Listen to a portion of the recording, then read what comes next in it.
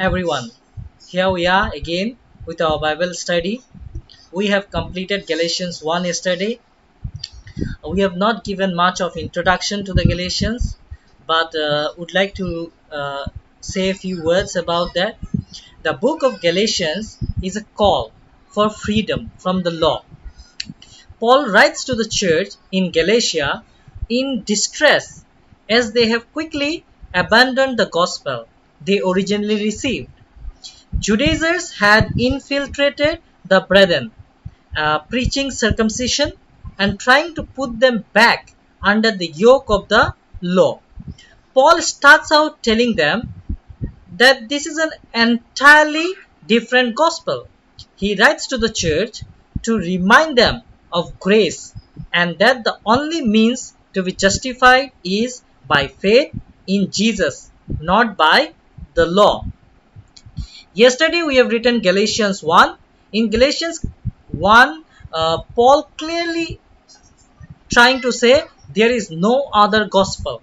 There is no other gospel. Galatians 1 is a sharp rebuke to the church at Galatia for so quickly deserting the gospel. They heard Paul preach and had readily accepted.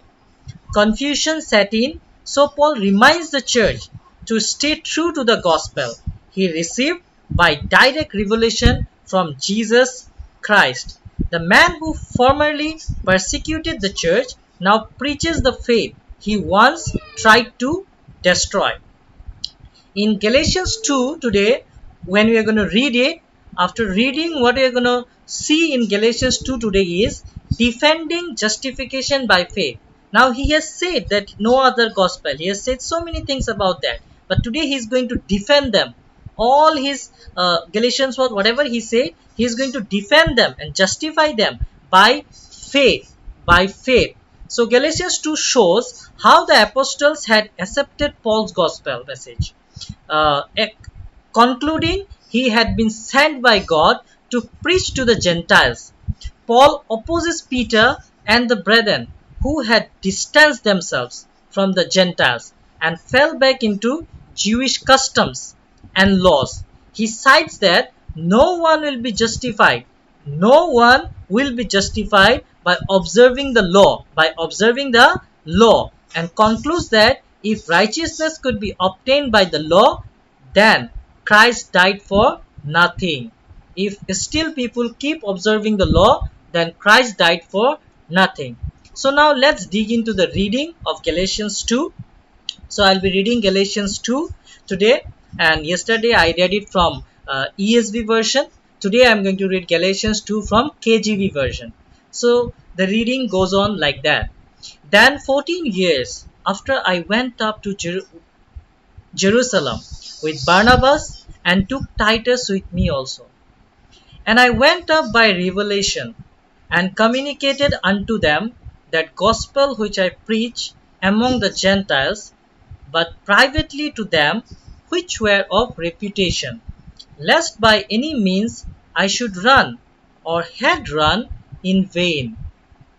But neither Titus, who was with me, being a Greek, was compelled to be circumcised, and that because of false brethren, unawares brought in, who came in privily to spy out our liberty, which we have in Christ Jesus, that they might bring us into bondage. To whom we give place by subjection, no, not for an hour, that the truth of the gospel might continue with you. But of these who seemed to be somewhat, whatsoever they were, it maketh no matter to me. God accepteth no man's person, for they who seemed to be somewhat in conference added nothing to me.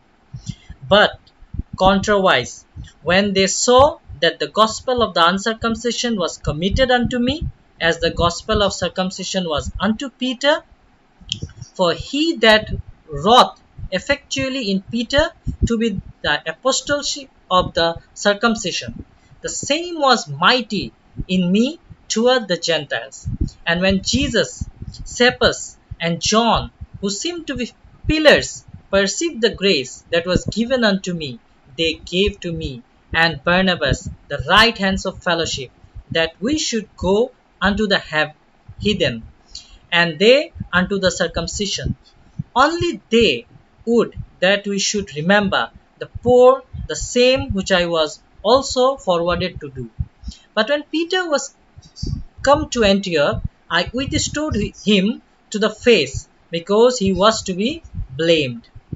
For before that, certain came from Jesus. He did eat with the Gentiles, but when they were come, he withdrew and separated himself, fearing them which were of the circumcision. And the other Jews dissembled likewise with him, insomuch that Barnabas was carried away with their dissimulation.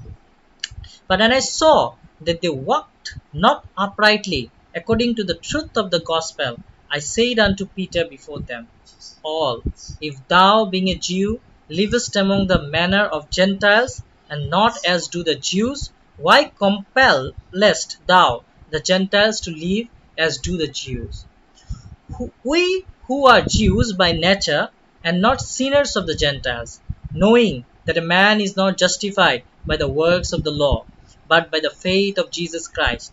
Even we have believed in Jesus Christ, that we might be justified by the faith of Christ, and not by the works of the law, for by the works of the law shall no flesh be justified. But if, while we speak to be justified by Christ, we ourselves also are found sinners, is therefore Christ the minister of sin? God forbid. For if I build again the things which I destroy, I make myself a transgressor. For I through the law am dead to the law, that I might live unto God. For I am crucified with Christ, nevertheless I live. Yet now I, but Christ liveth in me.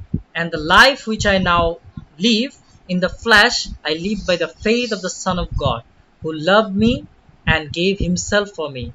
I do not frustrate the grace of God, for if righteousness came by the law, then Christ is dead in vain. So much truth and so much powerful reading. In yesterday, he was telling everything where they have fallen, what lacking they were, and he told himself that he himself how he overcome all this. And today he justified them that it is not the law, it is the grace and the faith that works. And if we still go back, then Jesus died in vain. Such a powerful reading. I hope you will be blessed and you will continue reading. I am also more blessed by reading with you all. Thank you. See you again with another reading. Thank you. Bye bye. Take care.